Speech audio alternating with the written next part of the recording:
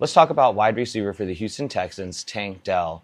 During one of the recent games, he was at the bottom of a pile and somebody fell on top of his lower leg, suffering a fracture to his ankle. So let's talk a little bit more about what was involved during his ankle fracture and a little bit what his surgery and post-op recovery return to the game is going to be like. So we've got three major components to your ankle joint. The first two are involved with your shin area. So the big bone of your shin is called your tibia. That forms the inside knob that we call the medial malleolus. Your smaller bone of your shin is called your fibula, and that forms the outside of your ankle joint that we call the lateral malleolus. Between those two knobs, your medial and lateral malleolus, sits a small bone called your talus, and basically it sits kind of like a wedge inside of a wrench. So we term this the ankle mortise. When we have an ankle fracture, we can involve either the fibula, the tibia, or the talus. In Tank Dell's case, he actually fractured the smaller bone called his fibula. And so we have three different types of fibular fractures. We have a Weber A, B, or C. And as we can see from this drawing, as we go up the alphabet, we go up the bone towards your knee.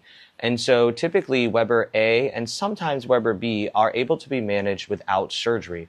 In a Weber C fracture, further up the fibula, it requires surgery to actually bring the two fractured ends together because they won't heal on their own. And this is likely what Tank Dell suffered. This is an x-ray of somebody that had the surgery to recover from the fracture that Tank Dell suffered. So we call this procedure a fibular ORIF, which stands for open reduction internal fixation. So basically what occurs is the surgeon will go in and they'll reduce the fracture to bring the bony ends together, and then there's an internal fixation, which is usually brought about by a plate and screws. So what happens is the two fractured ends of the fibula are now able to heal because some sort of external source brought them together, in this case the anchors and the screws, and so now the fracture can completely heal without risk of any malformation, malalignment, or more long-term detrimental consequences.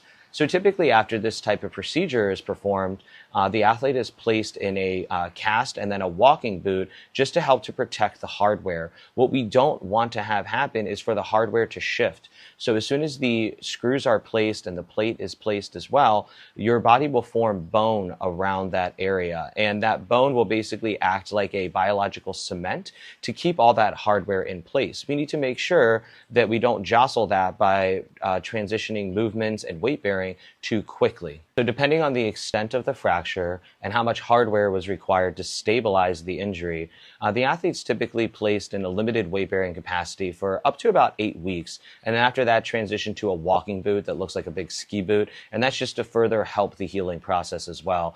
After that, then we'll progress into walking and things like that without the boot.